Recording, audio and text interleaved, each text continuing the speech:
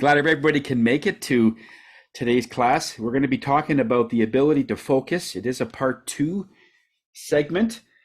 Last week, we talked a little bit about why our population is having such a challenge in focusing on one thing. And it gets to such an extent, just to give you just a very quick review before we move on, is that when we look at so many things that we have to accomplish, this is where the concept of multitasking came up. I mean, 20 years ago or a bit more, I would imagine, there was no such word as multitasking because we didn't have to focus on 5 things at the same time. There was not that we didn't have enough to do then. It's just that as soon as we got to the social media, our businesses, our families, and so many things came into play, more and more people stayed home in their businesses. So they have a lot of home offices. And that was really nailed even closer over the last couple of years with COVID, because we had to stay in our homes and do whatever we could do to keep our businesses going. And so clients that always had a hesitation on being on video, where they always wanted to be in front of you, all of a sudden they have no problem now being on Zoom because it was a safety thing before. And now that COVID's pretty much done, I mean, there's still here and there's things going on, but on the most part, compared to the last couple of years, it's pretty much done. But yet the effects of the savings of people driving their cars to an event or a meeting, they're still very vibrant, this virtual world, very vibrant. And so there's a lot of things going on at the same time. And so our ability to focus really has to get honed. I was looking at a couple of articles on suicide. It just came up and I was reading a couple of segments on it.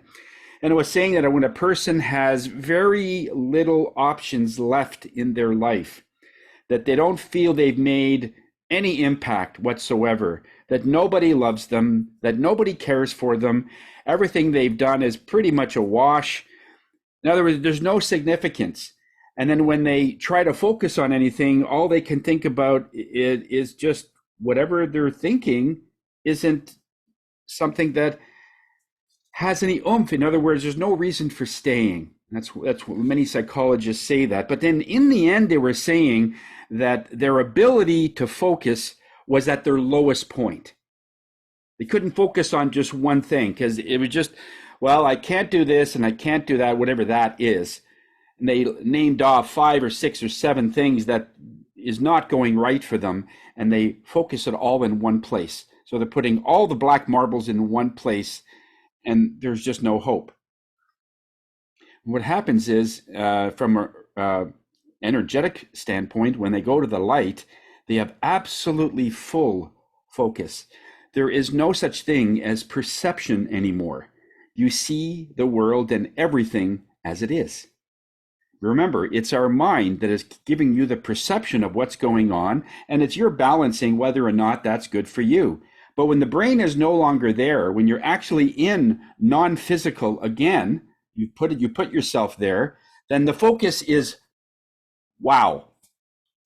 You have incredible focus because that's all you have around you is exactly what's going on. There is no perception. Is that clear? And so all Spirit is saying is our natural abilities is focus. That is our natural ability. So when we go from this plane of physical plane to non-physical, the only difference is we have a brain on one and we don't have a brain on the other. And we don't have a body either, but the brain rules everything in terms of perception. But when you go back into non-physical, your focus it's just limitless. You could focus on one thing so much because you have that ability. So the ability is still inside of you, and just realizing it is your mind that's playing tricks on you. When we look at the survivors of all of the civilizations, I mean, going back thousands of years, there's always been various things going on. And when we look at the survivors of anything, the survivors of the Holocaust, the survivors of the Roman Empire when that went down, the survivors of many wars, the survivors of drought, the survivors of civilization, all the survivors were the ones that mastered the ability of focus.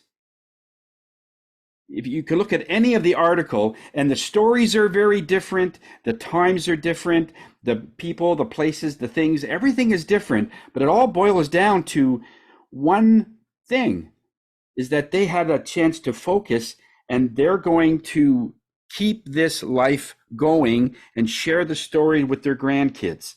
That's what kept them alive.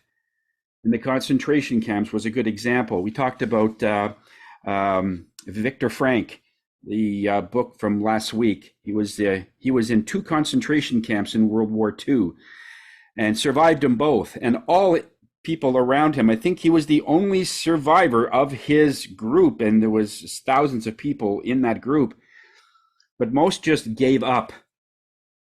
He saw so many people just saw no hope to move on. So their focus was, I give up. And if you focus on that long enough, of course, we all know that that's going to activate various energies, and you're going to manifest exactly what is the most dominant focus of what you have on today. So it's all about focus, people. So how do we take this natural ability of focus? We don't have to teach you how to focus. You all have it. We just have to find a way to get it out and get your mind out of the way. It is usually the mind that's sort of tripping things up. Your ego wants to control things, and we understand why. There is a good reason for your ego being strong as well, but we just need it sometimes just to step back. And how do we do that? Our society also is more focused on information. If you look at getting information, if you look at Instagram, YouTube, it's all about gaining some information about something. And there's very little focus on wonderment. And I was going back to my childhood. I had an uncle that was out in the wooded areas of Kempville, and he had a lake next to his cottage and so on. In one part of it, there was like a little mini cove, and where the water came right up, you could actually sit in the ground, and it's only maybe 6 inches or a foot deep. Right? You could actually, a little kid can sit in there, and if you put your hands out, your fingers underwater, minnows would come up and sort of nibble at your fingers. Okay? And you could play with them for hours. One would actually come into your hand, you could pet them and throw them back, and then you'd come back, and there's that wonderment. And could you imagine a child's wonderment that he's entertaining himself for hours? There's no information being transferred. In other words, what needs to be said? You are in the same vibrational level as the minnows. They are not seeing that you're a threat, and so they come up, and you're offering compassion, you're offering love, and they respond right away. Well, water is a conductor, so being in water is very powerful when you're sending love, because it's even more powerful underwater. And we are more looking at those kinds of things. But what happens as we grow older? We want to be able to entertain our children all the time. We'll put them in front of the TV. Not because it's just that we have a lot to do. There's a lot to focus on. It's just easier to put the child in front of the TV sometimes. And I'll do it the odd time, but there are some times where I say, okay, I've done that enough times. We need to do something else. So it is only when we're aware of what children are going through now and how we can put them into that same wonderment stage and get them out of the information stage, because that's what the school teaches them. They teach them information, which is okay, but really information, I have a phone in my pocket that I could find out anything in seconds. I don't even have to press any buttons. You just have to say, hey Siri, or hey Google, or whatever, and it'll tell you. And it says, hey Google, what does an elephant sound like? And I'll get it. within a few seconds. But so information is plenty and it's so easily acquired. But how do we replicate wonderment, amazement, something that'll spark us and give us some fire? And a lot of that we get on our own. So it's using that mindless activity. That's what I call it. Mindless meaning mind not involved. When we have to get the mind involved from an early age, and that doesn't change even after the adolescent years, after the high school, after the college, we're always trying to activate information, then that seems to be the pattern that will be for your whole life, is you'll always need information. And to a point, that's okay. But sometimes we'll get information, and I see it all the time. I had a person this morning call me up, and they wanted a reading, and I was doing another thing, and Spirit says, "It's okay, just hear this out." Because I guess they signaled this person to call me so that I could relay a story to you. So I says, "Yeah, okay, go ahead." So he told me a little bit about a company that he wants to invest in, and what do I think about it? And he was about to give me a name, and I go, no, don't bother. But I haven't given you a name yet. That's okay. I'm just reading the energy from it, and I'm freezing cold. There's a shiver down my back, and usually when I get those cold sensations, it's a no. It's when I get the warm sensations, yeah, there's profit there, there's possibility, expansion, but I'm not getting that. He said, "Oh, but I really, really want this because it's a very successful company. It's a multi-billion-dollar company." And he went on to say, "Oh, I understand. They may be doing well, but your question was, should you invest?" And the answer is no, because there's no money in it for you. You're going to be only putting money in. There's no way, or very difficult, to get money out. He says, "Oh yeah, no," and then he tries to convince me. I says, "Well, no, sorry, man, I can't change the reading. Okay, so let's just change the whole thing around." So I told him, "Look, let's visualize this. I want you to visualize that you're already rich, because one of the reasons you're trying to make these kind of investments that have incredible returns, like the return would have been 1 in 50. For every $1,000 you put in, you get 50,000 back. Okay, very aggressive move. Okay, however, the reason you're doing that is because you want to be in a different financial position, right?" He says, "Yes, I do. I do want to be more prosperous, and I'm finding these deals, and they're like little gold nuggets." I says, "Well, perhaps they're gold on the outside. I'm not seeing that on the inside. But be that as it may, what would you do if you were already wealthy? If you were already on the beach in the Caribbean, you're sipping a drink, it's got a little umbrella in it, and you're feeling that you're already wealthy. You're doing, and you can hear the seagulls, and you can, if you want, have an office down by the beach. And you can make decisions in the first 2 hours of the day and take the rest of the day off. That's the kind of freedom that, what would you do?" He said, "Well, the first thing I do is I'd invest in this company." I says, "Oh, but Spirit just said not to invest in that." "Okay, so you called me for insight, you got the insight, and now you have your own ideas. So what was the purpose of the call? Why would you ask Spirit? Is it because your mind has already made up the fact that you want to do this no matter what, and you're just looking for validation? Or you really want to know how to become prosperous?" He couldn't answer that.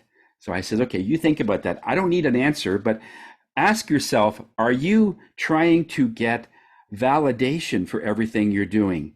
Because let me tell you this, rich people don't need validation. Have you noticed when a person is rich, they don't really care about you? They don't really care about anything that you might have. Like they're not going to say, "Oh, next door neighbor, I just got this huge deal. If I put 200,000 on this one, I'm going to get back 10 million. What do you think?" They're not going to do that. Rich people don't, when they're confident and they know it, they just use their gut feeling and they say, "Yep, no, this is a winner," and they just do it. That's because they're in that mode of wealth, they're in that mode of prosperity, and they just follow that flow. It's a flow. That's why they keep hitting 100% every time. It's not when they hit maybe some trauma in their life or something happens where, let's say, their partner bails on them and they embezzle money, and then there's a huge shift in their energy that they start going down. But that's only because there's a huge shift in the mindset, not because of what happened. It's not the trauma that brings you down, it's the thought and the holding on to the trauma that brings you down, right? It's like an anchor. If you get the Titanic and it drops its anchor, you're not going to grab onto it because you can see it's a lot heavier than you. You're going to let it go. So that's part of that. Anyway, to look at that, we look at what are we focused on? Are we focused on prosperity, or are we focused on validation or acceptance? And then he paused for a second, and I says, you know that what that pause tells me? It tells me you're looking for acceptance. So you are not really in the energy of prosperity. So let's do a quick session. So I did a quick session with him, and I says, your homework in the next 2 weeks is you're already rich, and what are you going to do? And I got a number of things to do with that. But in all of that, it was about thinking and focusing on what's it like to be prosperous, and is it consistent with your belief? If somebody came to your door and gave you a check for 10 million, would you be surprised? Some people would say, where have you been? I've been waiting for you. Other people would not believe it could give you 10,000, and they would not believe it. It would be just too much. Means a lot of the inner work is still trying to believe in your concept that something like that would even happen to you. If you're still there, that's what the masses are thinking. When you are vibrationally there, and we hear this all the time, when we send out focused energy, we're changing our quantum field around us, changing the energy around us. And from that, what comes back is the attraction and how powerful that would be. Now, light itself is all around us. We hear this all the time. Light is all around us, including around us in the dark. Light is very powerful. It has no limits. It is omnipresent. What that means, it is in every place at every time, all the time. And light doesn't travel. Now, if this may be a stretch for you, let me go on for a second. Light, we've been told, travels at a certain speed. It gives us the concept that there is a speed of light. There is a movement of light. And what Spirit wants to tell you or be able to introduce for you today is a brand new concept. So you don't have to accept this concept right away. I want you to think about it and see if it resonates with you. One of the things that they're saying is light has two ways it could go. It can be turned on or it can be turned off. And there's different ways. And it's like a dimmer switch. And the more we talked about that there is no darkness in another class, that when we look at a spectrum of good and evil, there's no evil, there's just good, which is very, very bright. And then we get less and less bright to no light. And that's the spectrum. That's it. Okay, there is no darkness source. There's no source of darkness. It's impossible. There's a source of light, but there's no source of darkness. So in the sense that the lights are turned off and on, I'll give you an example. Have you ever been to a sporting event where they do the wave? You know, the wave where they stand up and then they have to sit down, woo, and it goes all around the stadium. Okay, and the whole idea is for you to stand up at a certain time, and then you sit down. And the person beside you stands up and sits down. The person beside them stands up and sits down. Okay, and so does that mean that you are moving throughout the whole stadium? No, it means the wave, the effects of the people standing up and sitting down, the effect of all that, that's what's moving through the stadium. When we look at a TV with pixels, could be 1,000 pixels on a large, let's say a big screen TV, or several thousand pixels. And then the whole idea, when the pixels are turned on, then light and color comes through, and we see movement. We can see a movie, but really the TV is not moving. The pixels on the TV are not moving. It is just the effects of the light that turns off and on, and the movements and the exact precision in how it grades and the light changes. It looks like things are moving, but there's actually no movement. Does that make sense? There is no actual movement. So your mind is being fooled that there's movement, but we know the TV's not moving. We know the pixels aren't moving. So what's moving? The only thing that's moving is the effects of how the light is going, and we're following that effect. If I put my hand in water and I move it and we look further on, you see the wave, but we never see my hand. But you see the effects of what my hand did in the movement. It's an effect. It's not actually movement. But going back to the light, when the light turns off and it turns on, that's the effect that we're talking about. Okay? So what turns on this light? In a TV, it's quite obvious. The TV is plugged in, so it's going through its own power source, and it gives power to the light, and there's various computer modules that control the light, that it's connected or not.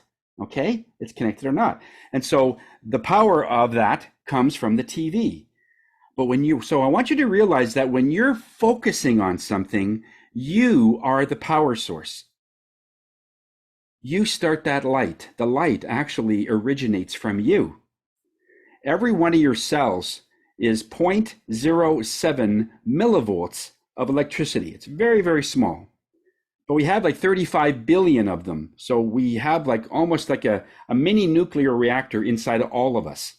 And it's all this power, but it's all gauged in moving cells, moving blood, moving all this information, moving everything. All the light goes through our body through electricity. So when we then focus on something, it starts with our third eye, our brain, and we take all that information and we narrow it down to a focus, much like a magnifying glass. Now, those of you that have been in the bush, burning things like burning wood and, burning bark or whatever on a nice sunny day like today, you could take a magnifying glass and you could just move it up and down until you see a little dot of light on a piece of paper or bark or something. And if it's there long enough, it would actually roar into a fire. Happens all the time. Okay?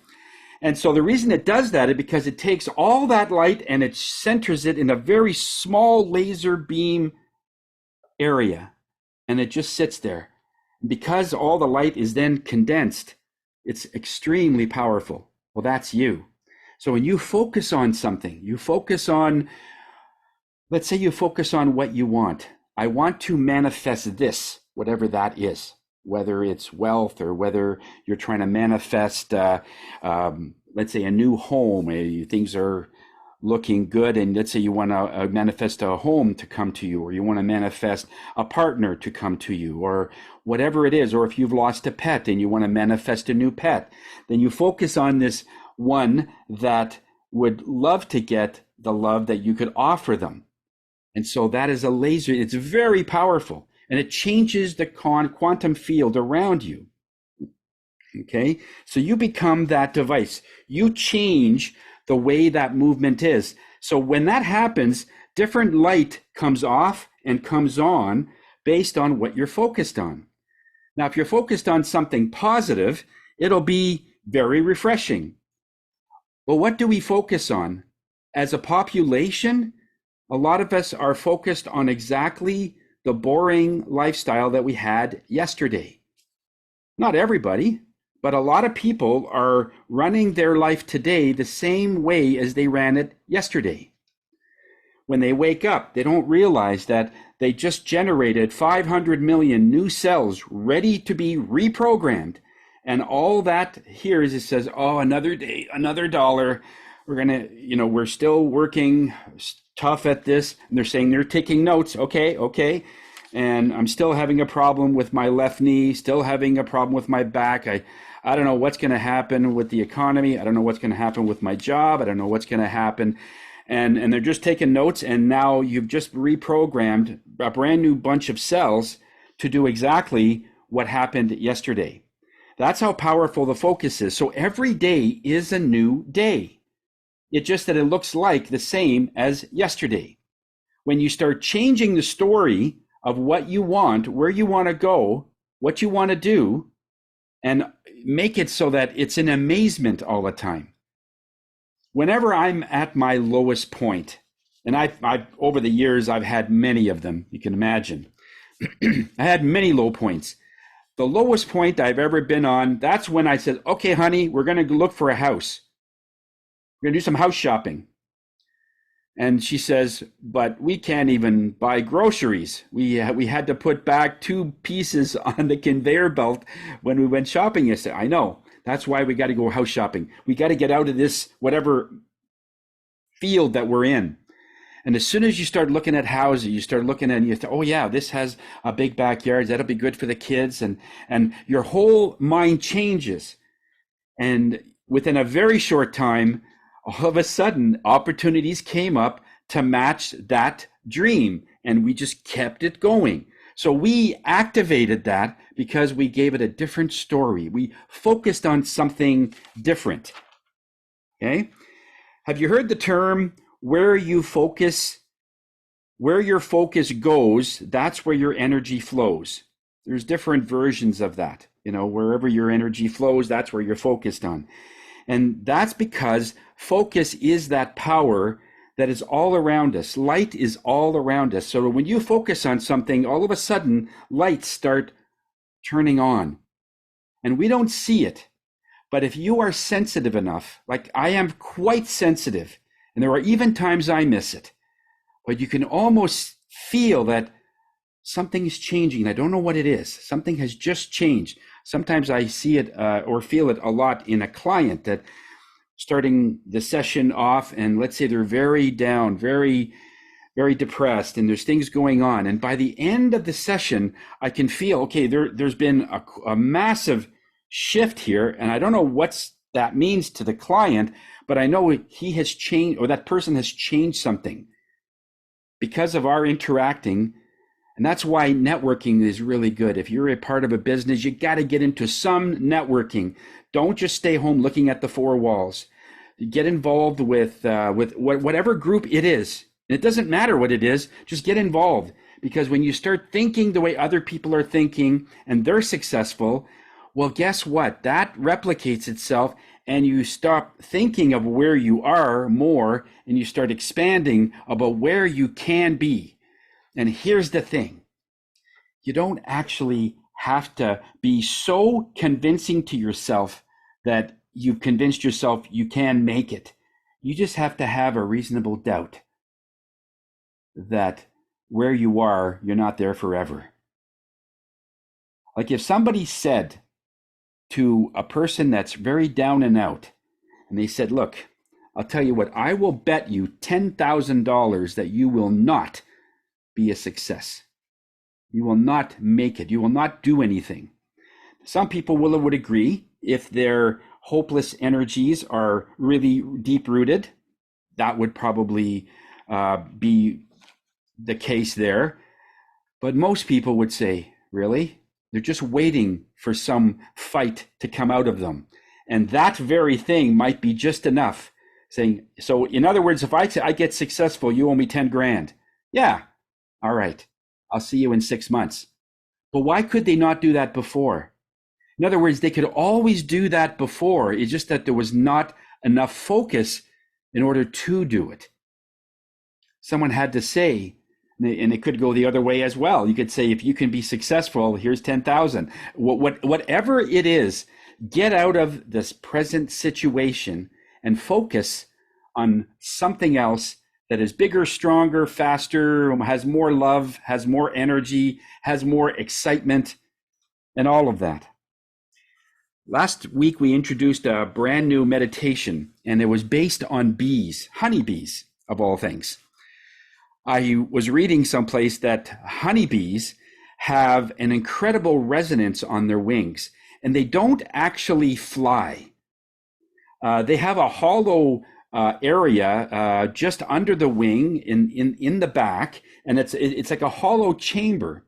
And what happens is, because one of the questions were, why on earth do bees fly? Because aerodynamically, the wings are too small, the body's too big, it's too heavy. There's no way a bee should fly, but it flies all the time. And so the scientist has found out that the way they do it is that they bring their wings at such a resonance, which is anywhere between 7.8 and 8.5 hertz. It's a vibration. It's so low you can barely hear it, but they can flutter so much exactly at that frequency, which is the same frequency as the Earth. And what happens is the resonance goes inside this chamber that's in the back, and it acts as a helium balloon, and it actually makes them float. It makes them hover. That's exactly what happens. It hovers. The bee hovers, and all they are doing, so it's not the wings that are making bees fly. It's the resonance in their back that making them so light that they are almost weightless, and they could just turn or focus in the direction they want to go, and that's where they go. So the wings aren't there for flight. The wings are there for frequency. When I was reading that, I said, well, what frequency is that? And then we're looking at different studies that it's been used on PTSD people, but it's mainly about focus, because the bee has to focus on where it goes. So I says, would this be applicable to humans?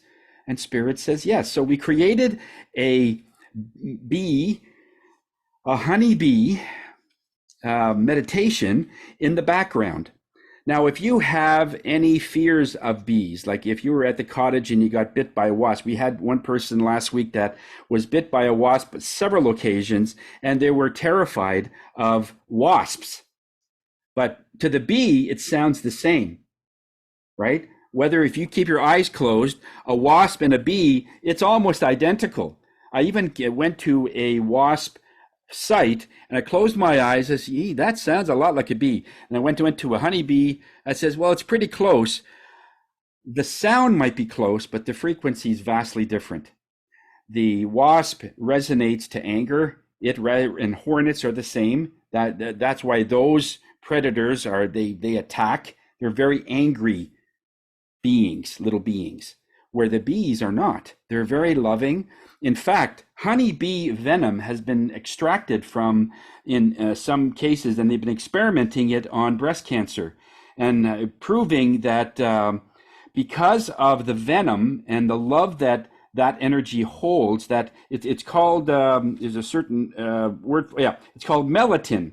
When the venom is extracted from the honeybee, it's been used now for cancer patients with great success. It's been used on animal models and so on, and the venom is very powerful. And so when we look at what that does to the cancer cells, what it also does is it neutralizes the communication between the cancer cells and the cancer cells among themselves, and it doesn't harm the good cells. So when the cancer cells are not able to communicate, they think they are the only ones left, then they give up. And some of them die within 60 minutes after being introduced to this venom. Anyway, make a long story short, the energy of honeybees are vastly different than in the hornets or in the wasps, okay? So in this meditation, I want you to focus on a loved one. Your daughter, your son, your spouse.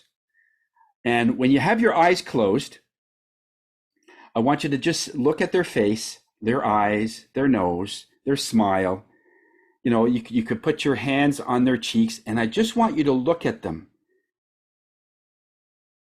Was that the same look that you gave them when you first met them? And I want you to just be in that compassionate energy for as long as you can be. And as soon as you've gotten all of that, then I want you to turn to another loved one. So it could even be your pet. Maybe you have a pet that you adore. Look at their eyes, look at their nose, look at the way they're licking their chops or their ears or whatever. Okay. I want you to really be in this compassionate energy. And this is one of the longest ones we've had. It's 26 minutes. Sorry about the length. That was not my choice. That was it's actually 26 minutes and 3 seconds, because that's the same length of time that it took. It was a big story about that from last week, but basically it means the numbers of 1563, which is the amount of seconds there are in 26 minutes. It means God, eternal, within the body, that the God, light of God is within your body all the time. And that's why it had to be that. So I'm sorry about that. And I tried to go half, but Spirit said, no, it has to be the full length. So anyway, that's what it is. So we're going to try that today. All right. So when you hear the bees in the background, I've turned the volume down, but the frequency of the bees are very strong. We've also added tuning forks in there to sort of guide things. So if you are having a little issue with the sound of the bees, I want you to focus on the tuning forks. And I've added a soundtrack, and it's the flute and so on. So focus on the music. 6 minutes into it, you're going to get the whole Opono chant. That's the I love you, I'm sorry, please forgive me. Okay, then focus on the words. But then at the same time, I want you to just be in that compassionate and look at the loved ones one at a time. If you can focus on one person for 26 minutes, that's even great. But whatever it takes, it's all about focus. Learn how to focus. Those are the people that are really going to make it in this world, is really enhancing your ability to focus on one thing, and don't worry about the roast in the oven. Don't worry about the work that you have to do at the end of this, or whether or not the cat is digging into your garden or whatever. Just focus on that person. Okay, let's practice focusing, and we'll talk about this at the end. Fair? Okay. Hope you can get through that. So if any issues, just keep focusing on the person. That should help. And we'll see you at the end of this. Okay, take a nice deep breath. Today's color is green, emerald green. Close your eyes and breathe in that beautiful color of that emerald green. It's a healing color. Those of you that are connected to Archangel Raphael, it's very, very strong. It's a very strong green color. It's a healing, and fill your entire body with this beautiful green energy. Every muscle, every bone, every ligament. Okay, have that coursing through your veins, and we'll see you in about 26 minutes. Okay, enjoy.